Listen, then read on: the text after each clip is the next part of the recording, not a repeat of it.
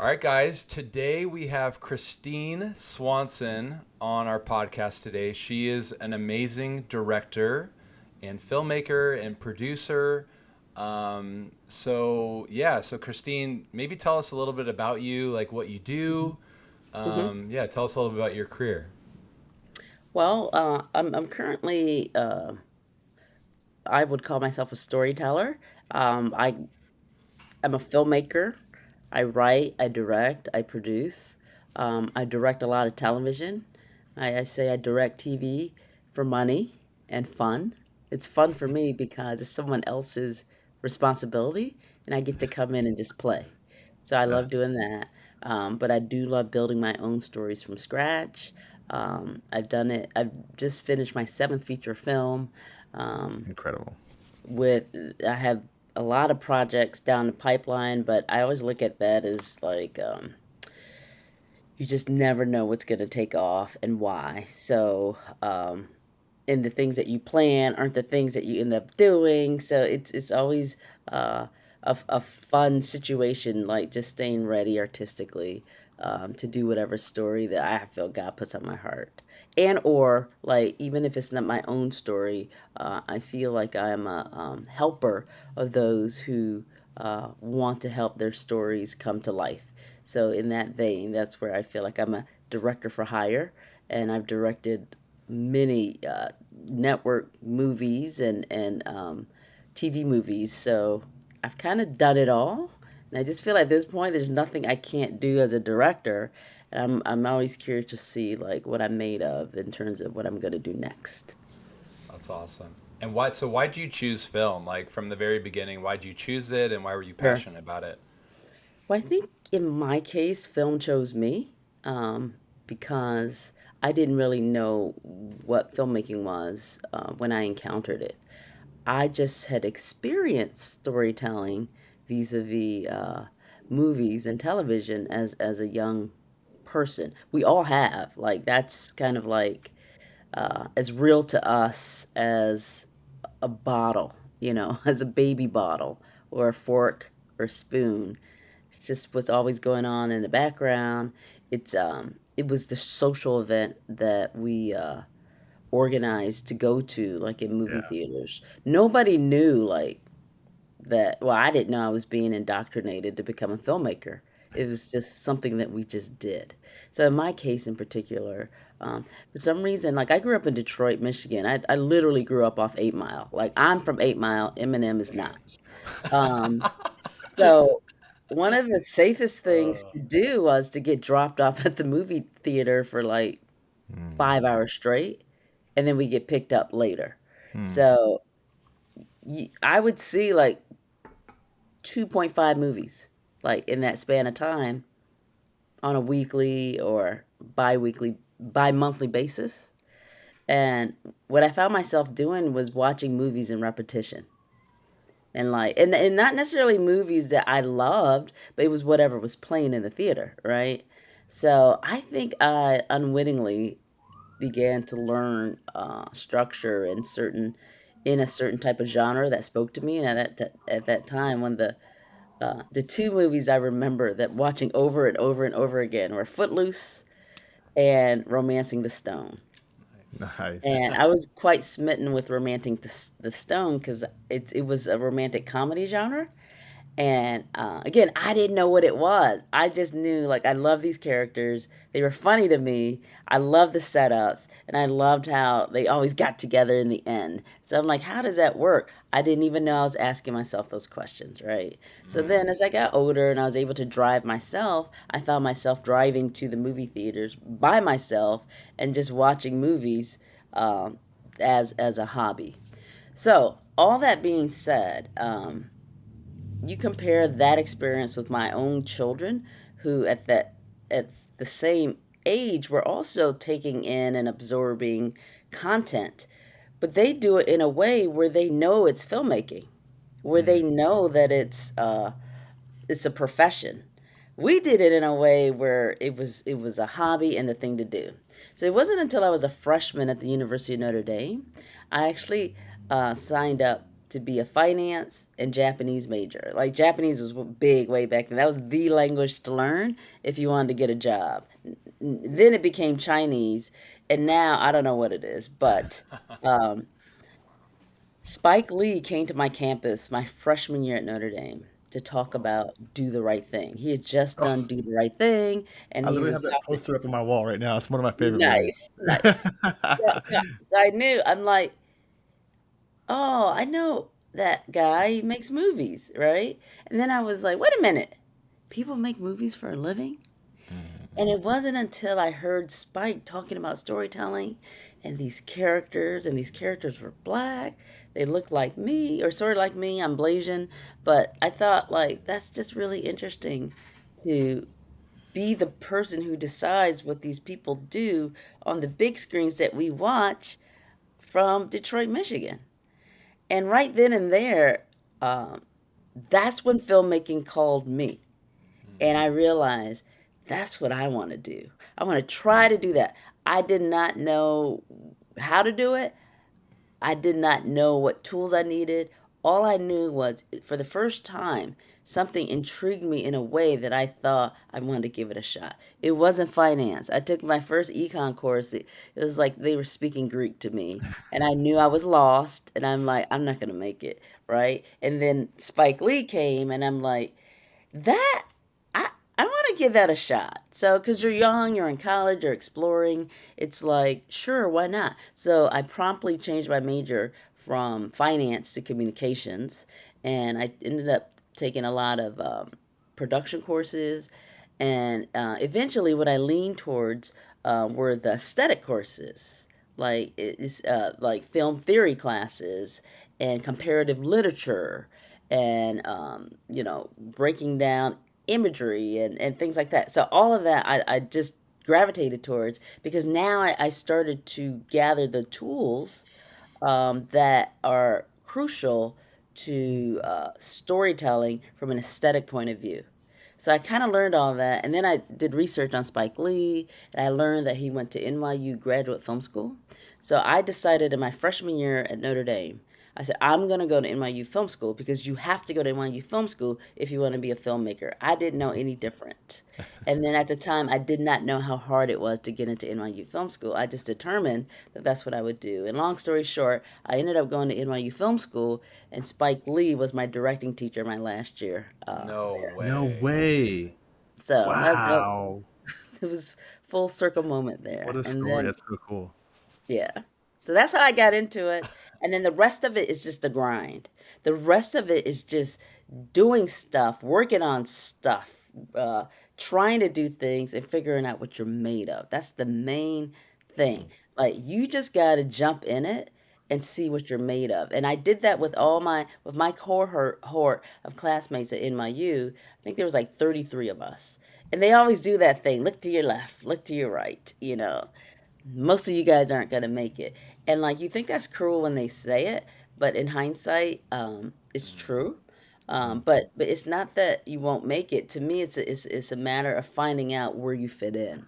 So because everybody starts off wanting to be a director, but there's some sound editors in that cohort. Yep. There are some writers in that cohort. There are producers in it. There are cinematographers. We just don't know it. And so that's what film school afforded me the opportunity to just mash it up with other creative people. And we all got to find out individually what our talents were and what we were made of. And it's through that process of just waxing on, waxing off, waxing on, waxing off, that you start to whittle down like what it is that is unique to you.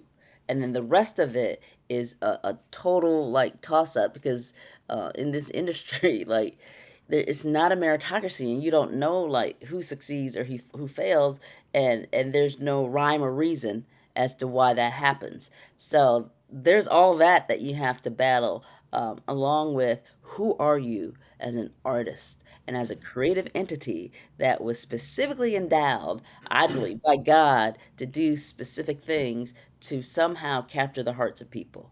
Because this is storytelling. We're not building Ford Model Ts, but even if we did, there's a systematic approach to it, and hopefully, as a laborer, Like we put our love into what we're building so that we can offer it to somebody on the other side.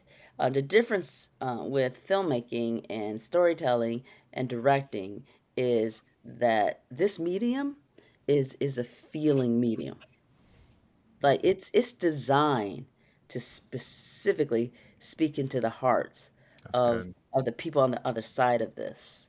So we're endowed with like a different kind of tool to communicate to an audience, Hmm. and it takes great skill, I believe. Um, Maybe some talent, but talent certainly helps. But hard work beats talent when talent doesn't work hard. So combine all of that, and then you throw all kinds of things in the mix because it's a total mystery as to how things are working and are successful. Sometimes it's out of your hands, but when it is in your hands, there's certain things that we can do to hopefully capture the hearts of the audience that we're speaking to, because that's what this language is. That's what this medium is. Sure, I guess we could entertain people, but to me, that's not the ultimate goal. That is part of it, because if that part of it is not in it, it may not get to an audience in the way that you hope, right? But man, if we can also use this universal language of connection to say something and people get it, that's one of the greatest thrills I get out of doing what I do. So good.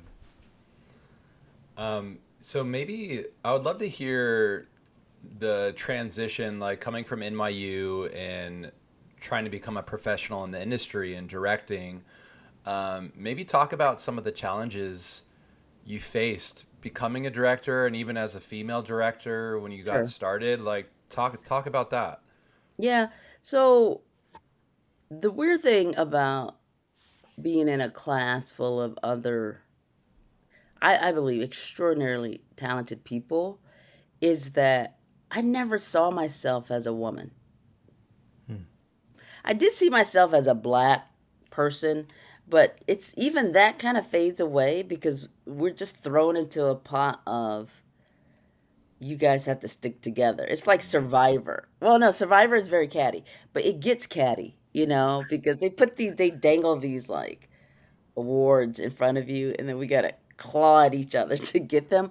But that aside, it's like there's this collective uh, endeavor to creatively express, and that's what film school affords you to me a safe place to fail if you will use it appropriately. Hmm. Sometimes, be, if you're looking at what the competition is, that's going to be your failure. You've already failed, right? So you failed in a not so safe way because you judged the work and yourself before you've tried. But keeping the fear to the side and using the opportunity to again see what you're made of is so awesome um, uh, place to try things to see if they work, to see why they work or why they don't work, and then to I feel like you have to fail a few times at this to understand what you can do that works. Mm. Okay, so I know that I've done it. Like I try something that I think of things that I want to try, and then now you have tools, you have crew, you have advisors, and now you just kind of mash it up and go for it. And then you do it, and then it gets evaluated. So that's film school process. And you do that enough times, you kind of can grow a faux thick skin, but I believe real artists are all thin skinned, and you have to be because it's your sensitivity that speaks through your work. You always have to keep that channel open and not get beat up by the system and the world in such a way that that part of your gifting is compromised. So Wow. you have to be resilient, but you also have to be sensitive, and that's just what it is. And if you can't do both, by all means, like get an accounting job, okay? Do something that's not gonna wreck you emotionally because you can't handle feedback, criticism, what have you. That's par for the course. But the flip side of that is this. My dad taught me very early on that everybody has an opinion. Well, okay, let me not quote him because I just realized like it's very crass. But okay, so but we know how this works. That everybody has an opinion, and ultimately you have to make sure that you value your opinion above all else because and listen, even if you're wrong, and the reason being is this. Um, you have a singular voice that's unique from anybody else on this planet. If you feel that you're endowed with the gifting to say something through your talents, only you fully understand what that is. The minute you start opening it up for conversation, not collaboration. Collaboration is something different. Collaboration is what you do once you understand what it is you're called to do, right? But once you open it up for someone else, I feel you compromise the assignment given to you by God. Hmm. Okay? So until you can figure it out in terms of what your constitution is and what your ability is to stand by what you know to be true, then you're either going to show up in the world as a visionary or you're just part of the crew, you know? And that's fine too, because we need crew to do what we do, but we need visionaries to lead. So it's really, what are you, you know? And do you have the constitution to stand behind what you believe to be true? And if that's the case, then go figure out what your art is. And go figure out if you think what your art is what it is by how people respond to it. Because if nobody responds to it in the way that, again, it's not about whether they approve of you or validate you, but it's, I just believe we live in a spirit realm, and there's this tangible thing that we do with our art, but there's this intangible thing that works in the spirit that is, that we're only used as an instrument to affect. So that's what I'm saying. You got to see if that's connecting. Okay. And the confirmation that you need has to come in your spirit and not from ticket sales. And like, look, without naming whatever, like I saw the movies that gross whatever in ticket sales, and some of it's very entertaining. It's not life changing. It's not, so it's people's opinions. If we get caught up in that, and people's opinions determine your own self-worth, you've already lost. Yeah, that's Okay? good. So I'm just like, I know there's so little that we do control, but if you don't understand your own instrument as it pertains to how God has designed you, and then you go out into the world trying to be an artist with no backbone or constitution, you're going to get swept up, you know. So it's go out there and figure out what you're made of, and then put your trust in the person who made you, and then go from there. And sometimes the reality of it is, um, I meet a lot of filmmakers who really have a vision to be that artist auteur. Like everybody wants to be that filmmaker from the 70s, like that, where it was a different time and different industry where people were making The Godfather, like I don't know that we're there anymore, especially in light of how things cost, blah blah blah.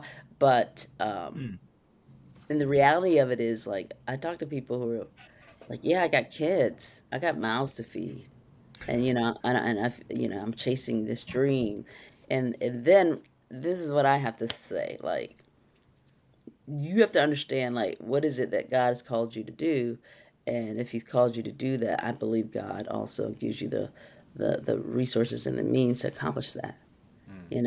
At a certain point, sometimes you have to put food on the table.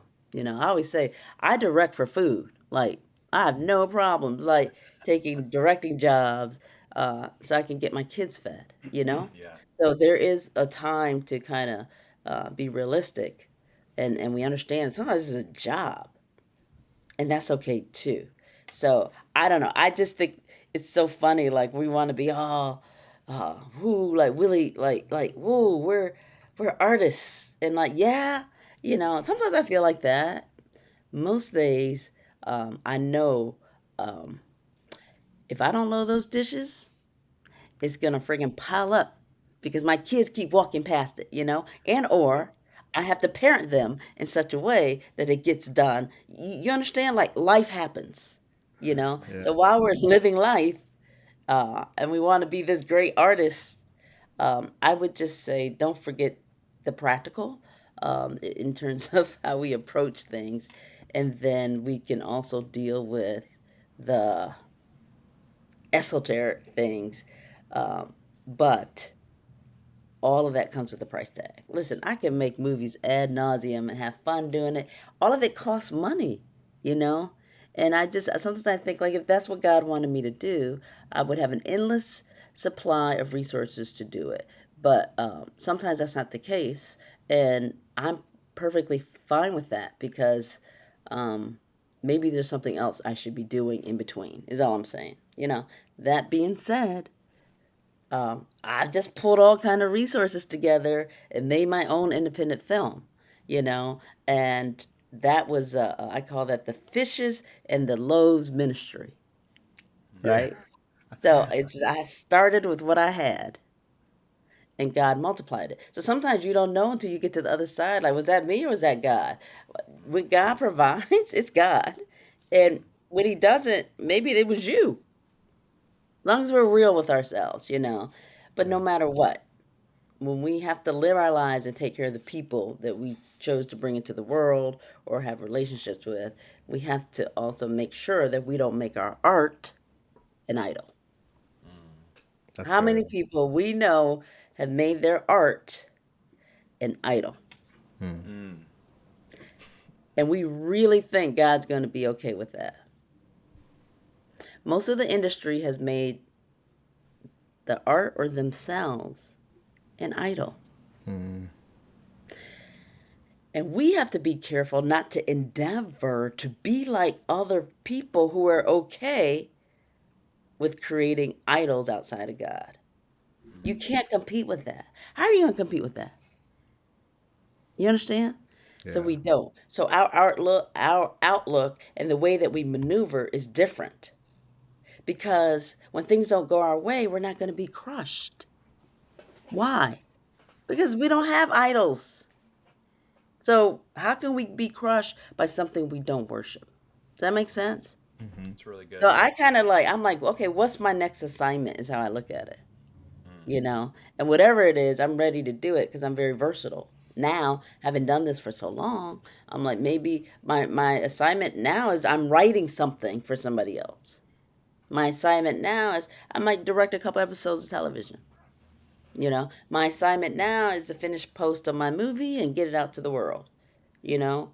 And then, because I spent so much of my own money doing that, I gotta go get another job. It's that practical. You understand? Yeah. So it's in the doing sometimes of whatever those assignments are that you understand what your calling is. Hmm. Like you gotta walk in the calling as you're doing it, as opposed to waiting for the assignment in the sky and like, okay, that's it. No, it's not it. It's the doing the dishes. That's your calling, and in doing walking in your calling, clarity comes. So I never know what I'm going to be doing next, and I stopped um, planning because everything I freaking planned never came to pass. But everything that I've done was in God's plan, and I felt fully utilized and in purpose. So I like being loose and limber like that, and I think it really fits in nicely with the way that I live my artistic life. But really, that artistic life is I'm doing laundry, I'm doing dishes, I'm doing drop offs, I'm walking a dog, I'm living real life as well. Mm. So good. That's so good. I'm curious, kind of like you, in that you talking a little bit about how the industry's changed and what people aspire to be from maybe from the '70s or whatever. I'm curious from your just experience and just perspective. Do you see that happening in the same way from those who are desired to um, use their faith in their storytelling? Like the industry is changing. Like we just see that, like from distribution and all, cost of everything, like that changes on a practical level. But from Right. like more of a maybe a spiritual or ethereal level, from those who really see their faith being played out in their storytelling, how do you see the industry changing and affecting the way that maybe what worked 10, 15 years ago, but the way that it will be created in the future, like maybe is that changing too? Do you see that playing itself out differently for those type of creators? So, are we talking about people who are faith-based or just Yeah, like general? maybe faith based, or again, maybe the story, a specific story they want to tell is a faith based story. Like, is that Yeah. something that you see being different going forward? Well, I think we're in an interesting time as it pertains to people of faith who work in this space of content creation. Um, Yeah. like after the Passion of the Christ, like something shifted in the realm where people figured out, like, we can make money talking about Jesus. Like prior to that, like there was always Christian content. It just wasn't elevated or interesting, and it was mostly preaching to the choir. I contend it's still like that, but now people are more daring in their attempt to prostitute the gospel. You know, Mm, so wow. it's now not about using storytelling as a means to reach hearts, which is ironic because that is what it is with or without the Christian spin, you know? That is Mhm. that is really what this medium does powerfully, with or without Jesus, you know? But faith-based people figured out, but we could make money selling Jesus. So let's just jump at it because look what Mel Gibson did. And Mhm. I always like to point out, like, um, you ain't Mel Gibson, like who is Oh my Mel god. Gibson? I just think like Mel Gibson is an extraordinary filmmaker and storyteller who did something I think that really is a one-off. No, Mm, not in terms of his storytelling abilities, but is a specific story about the crucifixion of Christ, mhm. told in the most cinematic way possible. I just don't know that could ever be repeated, and I felt like that was like a friggin' Mm, zeitgeist moment, right. right? And it was. And I wish we could have just honored that Mm, and said, "Wow, this was this was a blessing." yeah. Instead, and I think the people felt that, so it Mm, did do what it was supposed to do, but it also opened up this whole new pathway of, whoa, we can make money on this. And that's what we've been seeing post Passion of Christ mhm. is this proliferation of faith-based content geared towards a Christian audience, and with a lot of success, I think. And you see it with that. And I don't want I can name names, but you just see it happening. But what I see, what's ironic though today is the most successful Christian studio, I said Christian studio telling Christian content, is owned by Mormons. It's true. 100%. And they have tapped into that very easy and gullible audience that will gravitate to anything about Jesus like a magnet. Mhm. And one of the hot successful series right now is The Chosen, all right? Almost like a rabid fan base, right? I got Christians all talk. Have you seen The Chosen? And like, and wow, as have you talked to Angel Studios? I actually have, and like, I know a producer there that I got to meet and gosh, just a lovely guy. And those guys are brilliant. Well, I Brilliant. mean, moving forward in like, so if you are a faith and you want to like incorporate faith in your stories, do you see an avenue?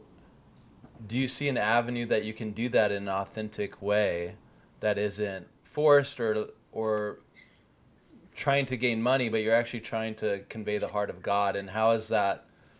How do you see that moving forward? Well, look what Christ did. Okay, when Yeah. he tried to convey the heart of God, and when he tried to convey stories to people, and he spoke to them in the language that they understood and in Yeah. parables that were specific to the culture at the Yeah. time, he never forced doctrine per se down people's throats. He just told a story like, hey, there was this, and then there was that, and then this happened, and then this happened. Hey, so is the kingdom of God, right? So I think if Jesus didn't force theology down people's throats in his storytelling, what in the world are we doing? Hmm. I would say, okay, I think there's a way where if we, okay, if I'm talking to artists, let's let's put our Christianity to the side, you know. If we are just talking as artists, what we do is an expression of a creativity that we've been endowed with that forces us to take it from here and here and put it out there, right? We just happen to be believers, right? Let's now bring us to Christianity back in. That's going to pepper everything that we think, believe, and say and do, right? Hmm. It's just, it's the salt that's in the batter. But when you cook it and it turns into a cake, you don't see the salt. It's just in there, right? In the same way, I believe that the challenge should be is to use your artistry in the way that you've been specifically gifted. Hmm. When you try to put the spin on it and like uh you make it too salty, you're gonna ruin it. Hmm. And That's good. instead of seeing the art or tasting the cake, we may not see the salt, but we taste it and ruins it, right? So I think a great Christian movie is, you ever see 300? Yeah. Yeah, Mm-hmm. great movie. Like, is it Zack Snyder? You ever see Yeah. 300? Yeah. Yeah. I could not feel more closer to God Yeah. after 300. Hmm. And what part of Jesus did they talk about? It's, you understand, like, storytelling is, it's it's spiritual. You don't see the lines. Hmm. That's the challenge to me as a person of faith, Yeah. as an artist, is that your work shows up in such a way that it's just in there and you don't see the lines because God is not confined in space or time. You understand? Hmm. But you can't help but feel my spiritual thumbprint because that's who I am. That's what I am. I'm talking to a writer who's a person of faith, and she works in the horror space, right? And sometimes you don't connect horror with Christians or whatever. I'm like, have you read the book of Revelations? There's some horrific things about to happen. What about it is supposed to be hands off to us as storytellers? We should dive deeper into it with a spiritual understanding of things to come. And we use our creative abilities to express compound ideas eloquently in such a way we tap into other people's psyche and their emotions. And then for us, we let God bring the increase. Our job is to plant the seed, maybe water it. That's it. The end result's not our business. So that's the challenge, I believe, is to just let your artistic expression show up in the way that God has endowed you. And like the opposite is true. The people who hit you on the head with the religion, they're not artists. They're architects. Hmm. And I'm not saying architects can't be artists, but I'm saying they're architects with a specific formula as to how to build something in this format so you can get this end result. That's now we're creating commercial art. We're Yeah. creating content with a specific purpose of gaining, I'm going to call it filthy lucre. Because if you go in it with the goal of taking advantage of a gullible group of people called Christians, then you're prostituting the gospel for filthy lucre. Hmm. So let's just erase that part of it and say, I'm not creating Christian content. I'm an artist. Yeah. I'm doing what's in my heart and creating in the way that our artists do. I happen to be a Christian. So there's that. There's that artistic expression. And then there's just making content. Let's separate the two. Yes. That's what it is. We're just making content. It's a job. Hmm. Okay?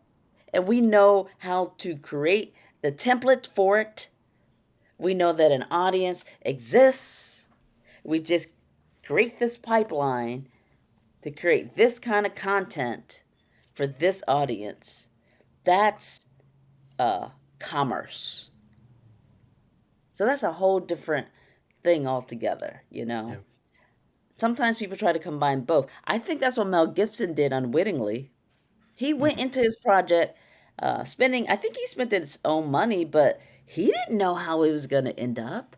Hmm. See, it's the purity of intent that determines where your heart is Yeah. Right. and why you're doing it. Hmm. So I don't once we think any. I go was just ahead. gonna say I don't think any studio wanted to even get behind that film, right? Right. For a Mm-mm, while. mm-mm. So Listen, crazy.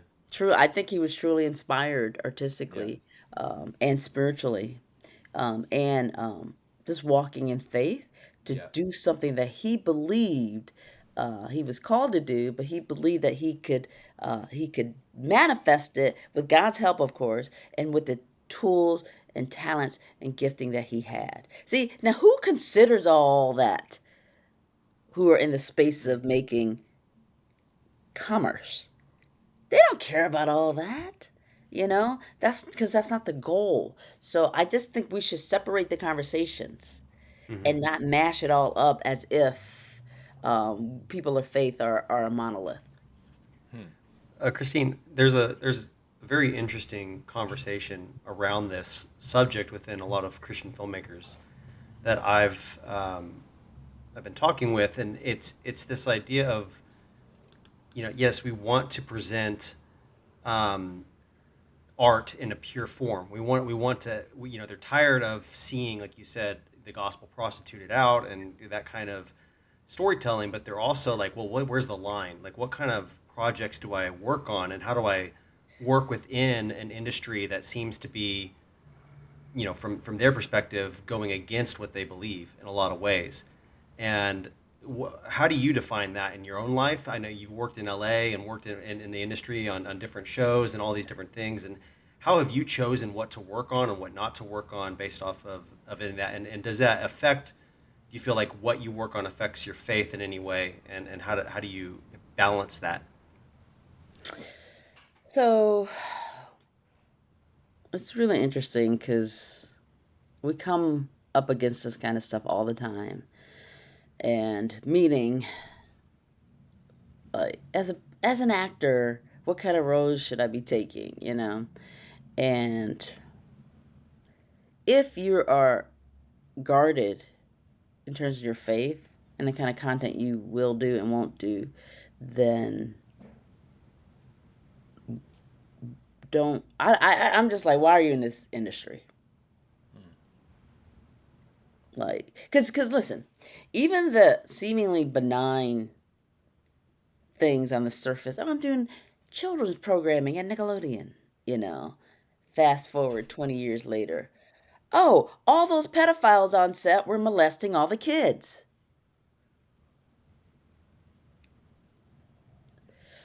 Where is there not darkness? that we get to pick and choose. I'm not going into that darkness. Let me just go into, let me go to Wall Street, you know? Like what are we doing here? Where where where where does it say we get to pick and choose how we're going to show up in this world that is fully controlled by the enemy? What part of the world is not the enemy does not control? When Jesus was coming off his 40-day fast, Satan approached him and said, all of this I will give to you if you bow down to me." All clearly, if he didn't own it, Jesus would have been like, "You don't own this. You can't offer me this." Jesus didn't say that, you know? Jesus did not deny that Satan owned all this and controlled all of this. So, with that realization, what part of it are we going to like duck and hide from? So, I think that the simple answer to that is okay, we're not overtly going to do pornography, right? Like, okay, I'm great at shooting and moving the camera. Maybe that's something we don't overtly choose to do. Okay? But I just don't understand what part of this industry is not compromised that we can be like, well, I'll just do that. Because I've worked with Christian producers who have been more demonic than atheists. So, how are we going to pick and choose? So, I think instead our mindset should be what's the scripture say? Let your light so shine before all men that they may see your good works and glorify your Father in heaven. That's the mandate.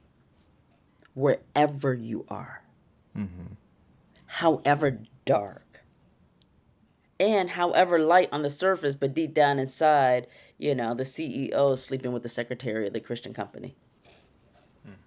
Come on. Life happens wherever we go. So there's not content that I won't direct. I will not do things that deal overtly with the occult, because you spend a lot of time in those spaces. I'm not going to be like putting myself in, that's not the mind space that I want to be in, and that's not the energy that I want to expend. And so I don't have to do that. So, those shows, I'm not even offered shows like that, but if I am, I don't have to do it. But I don't take a stance like my faith. It's just I get other stuff. I'm busy doing other stuff. So now, if I do a show that happens to be about strippers in Mississippi, and I ask myself, I ask God, like, why would I do something like this that on the outside is not as Christian as we want it to be? Um, Sometimes we have to be led by the Spirit. And in your heart and your spirit if you get a check. And no, I'm not supposed to do that. I didn't get that. So I did it. And then on the other side of it, God showed me why I was there. I was there to pray for the lead person whose father's a minister and who in her heart felt that she was disappointing her father by taking this role. And yet, you've made a commitment to do this job, and you have to honor that commitment. So, hold my hand. I'll say a little prayer for you, but you better get up on that pole. Do you understand? We got a job to do. Yeah, So, and I think that's like such a good point because I feel like so many people we've almost abandoned the industry because we feel like we're not going to put ourselves there because we're not maybe confident in our own ability to be in that space or something. But I feel like it's it's with any place in the world, like you said. I think our light should shine where we are living, and it's and that idea of, am I a Christian filmmaker or am I a Christian making films? And that I delineation. don't encourage that what I just said that I did, I don't encourage that per se. I'm saying in my specific instance, Yeah. I was led to go. Yep. It Well, it's doesn't mean being we have spirit led. Yeah. right. It was to me a one-off kind of situation, and again, I can speak ad nauseum about all the bullet points as to why I was supposed to be there, the people that I was supposed to meet, the relationships that I established, uh, onward and forward. I think of myself as a vessel, and in the way that I allow myself to be used in this specific kind of storytelling, I also allow myself to be used in telling a specific story about Christian gospel singers, which was one of the hardest jobs I've ever had because of the attacks. So I'll just leave it at that. Um, it was way easier working on the stripper show. Okay. So we don't know how we're supposed to show up and why. And I think um, instead of looking at it like we're superstar soldiers for Jesus, um, look where all the disciples and apostles were led. They were just led to go, and they were always in harm's way. Always in harm's way. We need to look at it like we're foot soldiers for Christ.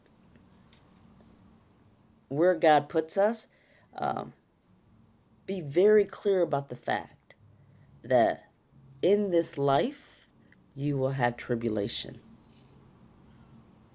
but be of good cheer, for I have overcome the world. So we're thinking, oh, we should just do faith based content with like minded people. And I'm telling you, they're the worst. Okay? What we should do is use our gifting and our talent and our loving spirits to be in places where our light can shine. And not purposely like I'm just going to stay in the darkness and let my light shine.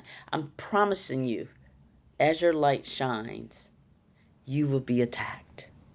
You will be persecuted. You will suffer. Because if you don't, I wonder if you're doing this right. That's what you can expect. That's what you should be focused on, not what job I should take or not. Okay? Because I'm telling you, the Christian people are crazy too. All right? But we have to minister to them as well. I know it sounds odd, but I think we're living in a time where uh, what kind of Christianity are you believing? That's the time that we're in, you know? Oh, are you the insurrectionist type? You know? Or are you everything goes type? Listen, it's going to get more willy nilly and it's going to get crazy. And so don't focus on should I take this job as a Christian?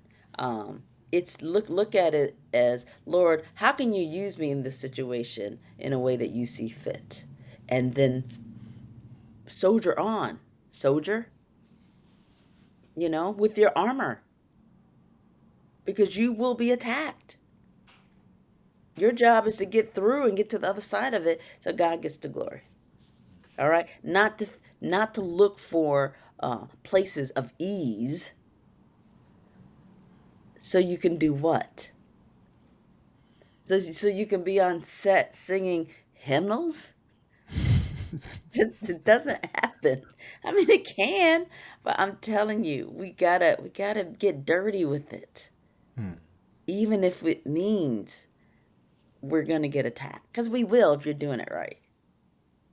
All right, that's where we should have solidarity in knowing that it's hard, and I feel attacked and broken and alone.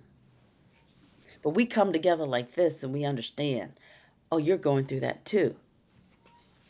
And we need to bolster each other up so we can go back to the battlefield and do what we're supposed to do.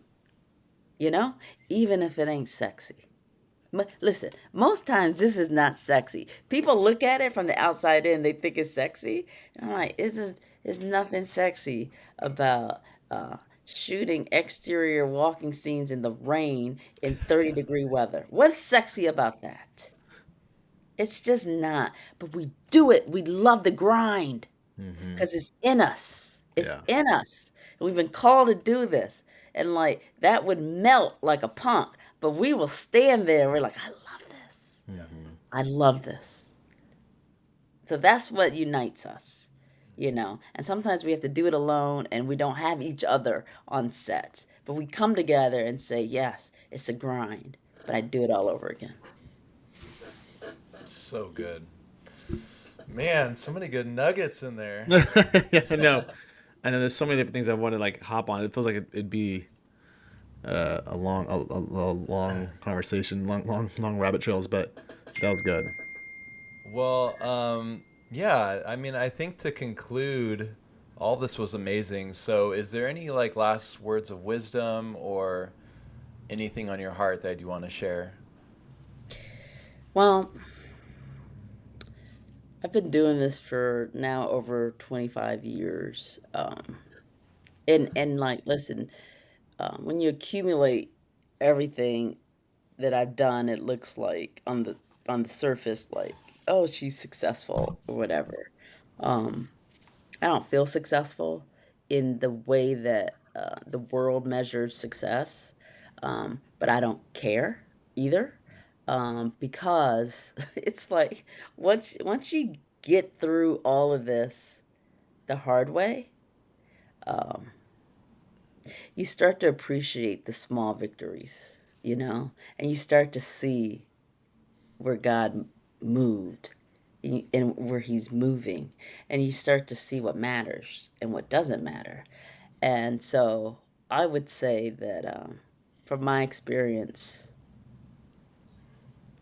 you see me smiling because I think God has a sense of humor when it comes to my own life and the things that He kind of protected me from. Like, really quickly, like, I felt like God gave me like a 15-year timeout. He gave me a timeout, and I was not happy about it for those 15 years because I had children and I raised them. So I was a stay-at-home mom for like 15 years straight. I did nothing but change diapers. I'm telling you, I call it my wax on, wax off experience.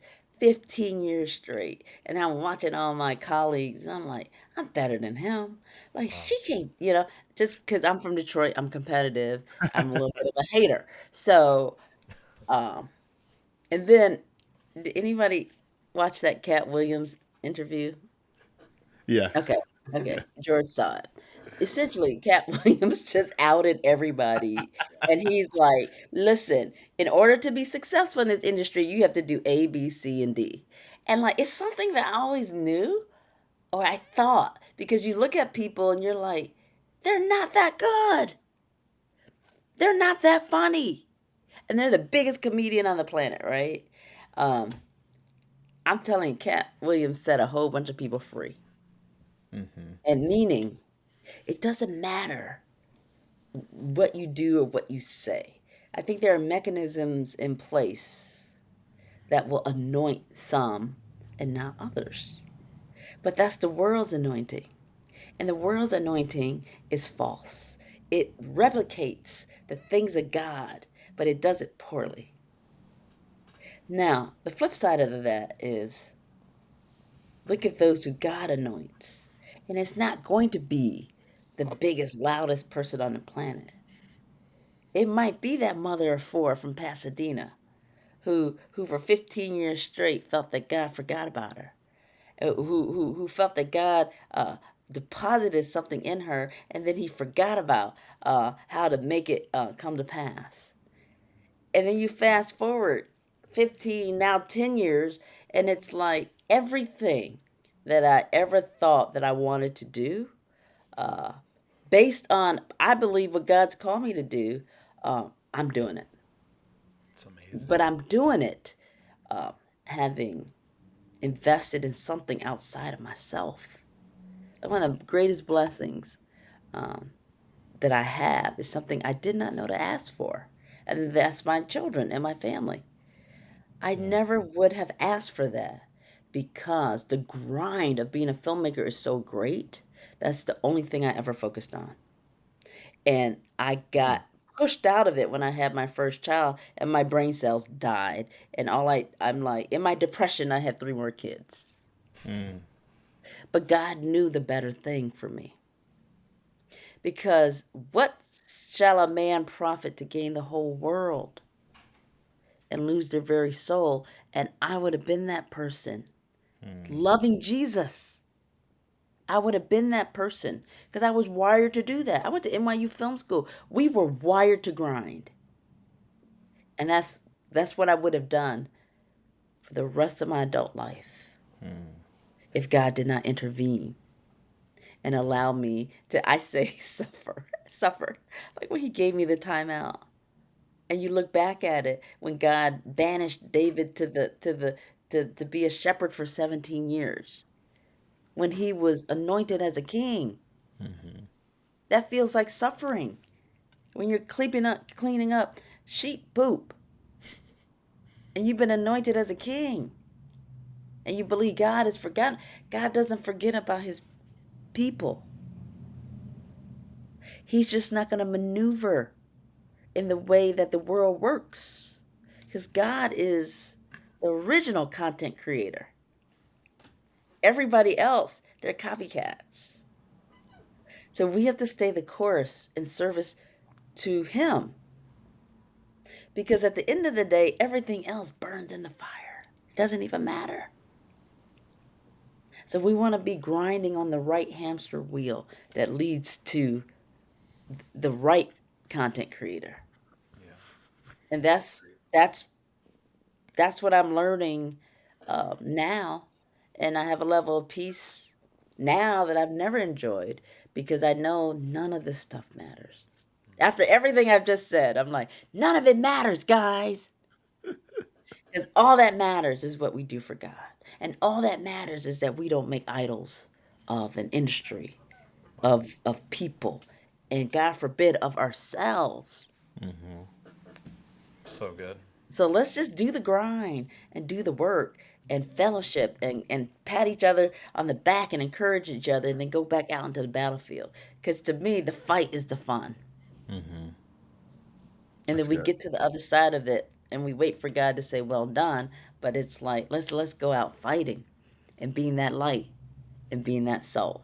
And that's it. The glory that comes from the world does not compare to the glory of God. And we know this and we know better. So stop chasing the world because they have nothing to offer you except heartache and disappointment.